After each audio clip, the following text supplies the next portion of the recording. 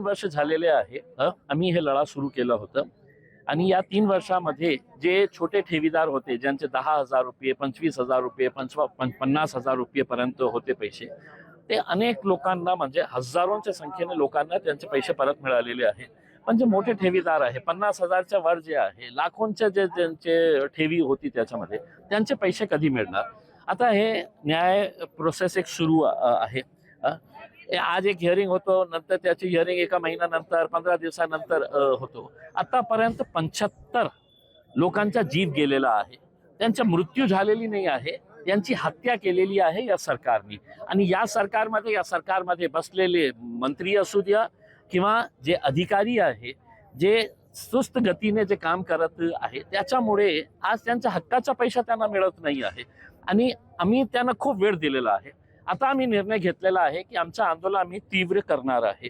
सोमवारी आम्ही जे प्रिन्सिपल जज आहे त्यांच्याकडे जाऊन एक विनंती करणार आहे की जशा आपण दुसऱ्या केसेसमध्ये फास्ट ट्रॅक केस चालवतो, तसंच आमची विनंती आहे की फास्ट ट्रॅक कोर्ट प्रमाणे हे याची हिअरिंग्स घ्यायला पाहिजे आणि लवकरात लवकर त्याचा निकाल काढायला पाहिजे. डेली बेसिसवर का होईना, कारण आपण किती लोकांना, आता सगळ्या वयोवृद्ध लोक आहे, 80, 85, 90 वर्षापेक्षा जास्त वयाचे लोक आहे. आपण फक्त आकडा गिनत राहणार आहे का की आता 50 मेले, 75 मेले, आता 100 होणार आहे? गोरगरीब आहे, मग त्यांची कोणी दखल घेणार आहे का नाही आहे? मग सोमवारी आम्ही त्यांना भेटणार आहे आणि बुधवारी आम्ही जिल्हाधिकारी कार्यालयाच्या समोर आम्ही मोठा आंदोलन उभा करणार आहे. आम्ही जिल्हाधिकारी साहेबांना विनंती करणार आहे, हे जे 50-50, 65 प्रलंबित केसेस आहे, कोणाच्या हातात आहे? ते तहसीलदार कन्नडच्या हातात आहे, तहसीलदार पैठणच्या हातात आहे, छत्रपती संभाजीनगरच्या तहसीलदारकडे आहे. हे जे प्रलंबित प्रकरण आहे ते का निकाली काढण्यात येत नाही आहे? का त्याला प्राधान्य देण्यात येत नाही आहे? मग जेव्हा कोणाची प्रॉपर्टी सीज करायला जायचे आहे तर पोलीस म्हणतो की आम्ही तुम्हाला सिक्युरिटी देऊ शकत नाही आहे. काय सिक्युरिटी फक्त मोठ्या लोकांसाठी आहे, मंत्र्यांच्या मागे गाडी लावण्यासाठी आहे, हे गोरगरिबांसाठी नाही आहे का? तर आम्ही बुधवारी हे एक मीटिंग घेणार आहे आणि समजा बुधवारी आम्हाला समाधानकारक उत्तर मिळालं नाही, कारवाई आम्हाला दिसली नाही, तर आम्ही याच्या पुढे जे मंत्री आम्हाला दिसेल त्याचा घेराव आम्ही करणार आहे. नुकतेच राजकीय प्रश्न एक, नुकतेच ठाकरे सेनेतून होऊन गेलेले जे 6 खासदार, त्यातील एक खासदार संजय पाटील यांनी मीडियाला धमकी दिल्याचं प्रकरण समोर आलेलं आहे. शिवीगाळ देखील केलेली आहे आणि संपूर्ण राज्यात प्रकरण सध्या आता गाजतंय. मला काही आश्चर्य वाटलं नाही.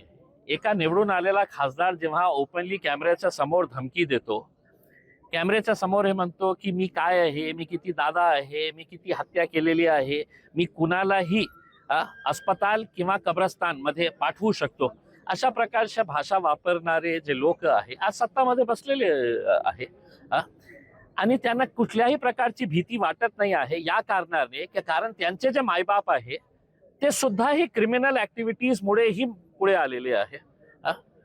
तर बोलते नहीं क्या, जैसा ये है तो नीचे वाली फसल भी वैसी ही उगी है उनकी. सगळे क्रिमिनल्स जेव्हा इकट्ठा होतं तर अशा प्रकारची भाषा आपल्याला ऐकायला.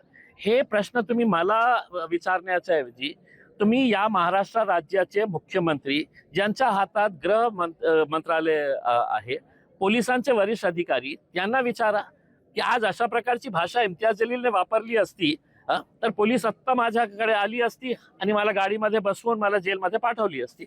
मग नियम सगळ्यांसाठी वेगळा आहे का? तर नियम सगळ्यांसाठी बरोबर असेल तर त्यांच्यावरही कारवाई व्हायला पाहिजे. आणि पत्रकारांना दमदाटी करून काय आहे? तुम्ही पैसे घेऊन एका पक्षातून जेव्हा तुम्हाला लोक निवडून देता तर या कारणाने देता की आम्हाला हे पक्ष आम्हाला पटवत नाही म्हणून आम्ही तुम्हाला मतदान करत आहे, तुम्हाला निवडून देत आहे, आणि निवडून आल्यानंतर तुम्ही पैसे घेऊन या पक्षातून त्या पक्षामध्ये, त्या पक्षातून या पक्षामध्ये उडी मारणार असेल तर लोकांचा विश्वास या लोकशाहीमध्ये राहणार कशा?